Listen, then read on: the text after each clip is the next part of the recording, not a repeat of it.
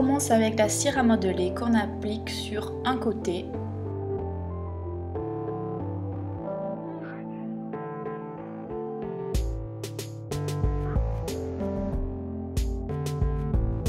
L'idée est de faire une forme assez rectangulaire. Les coupes sur le côté doivent être nettes et franches. La deuxième partie se situe de l'autre côté du poignet. Il s'agit de faire 2 bosses, sachant que vous devez laisser une distance entre ces 2 bosses qui représente la même taille que ce que vous avez moulé auparavant, c'est-à-dire la forme rectangulaire. Et vous tracez des coupures nettes et franches aux 2 extrémités des bosses.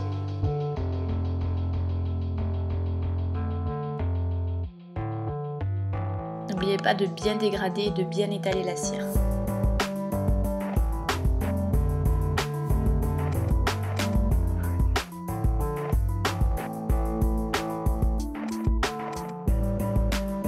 Pour qu'il y ait le moins de différence possible entre la peau et la cire, je vais utiliser un coton-tige avec de la vaseline.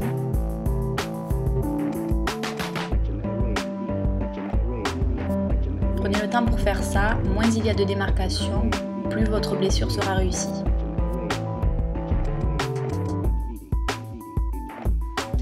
C'est l'heure de la coloration et je vais utiliser un fard à l'alcool de la couleur jaune orangé que je vais appliquer sur tout mon poignet. Puis je viens avec un outil de sculpture donner un peu de texture à la peau, ou du moins à la cire, et notamment au niveau des démarcations pour que ce soit un peu moins visible.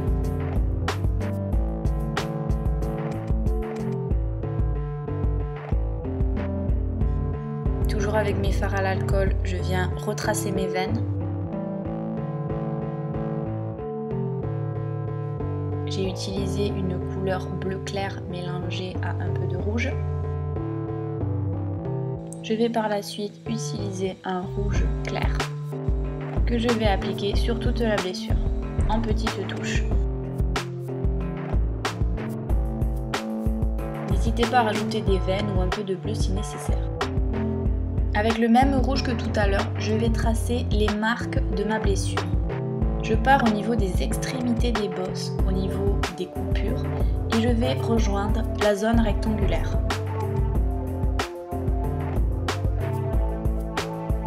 Quand vous avez fait cela, étalez le rouge un peu partout.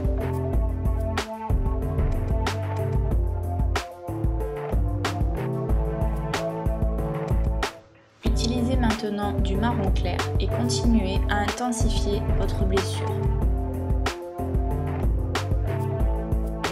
Pour donner de la profondeur et un effet 3D à cette blessure, il va falloir utiliser du noir que vous allez mettre dans les extrémités, notamment au niveau des coupures, que ce soit d'un côté ou de l'autre.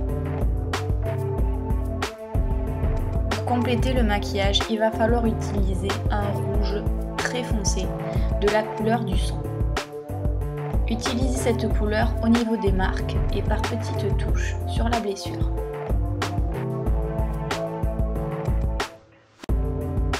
Recommencez l'opération si nécessaire.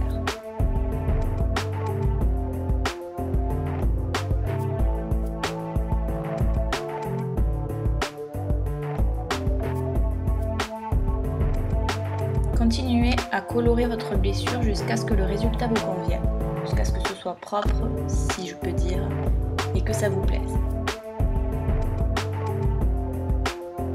Une des dernières étapes que je préfère consiste à utiliser une brosse à dents ou un pinceau à poil dur et à faire des petites giclées de couleur sur la blessure. Enfin, il est l'heure d'utiliser le faux sang. Pour ma part, c'est un faux sang fait maison, donc bon, il n'a peut-être pas exactement la couleur du sang, mais j'ai fait avec parce que je n'avais rien d'autre. Et on applique petit à petit au niveau des marques. Vous pouvez rajouter des fards à l'alcool un peu rouge pour donner un effet un peu plus sanglant. Et voilà, vous venez de terminer votre blessure effet bras coupé. J'espère que ça vous a plu et je vous dis à une prochaine.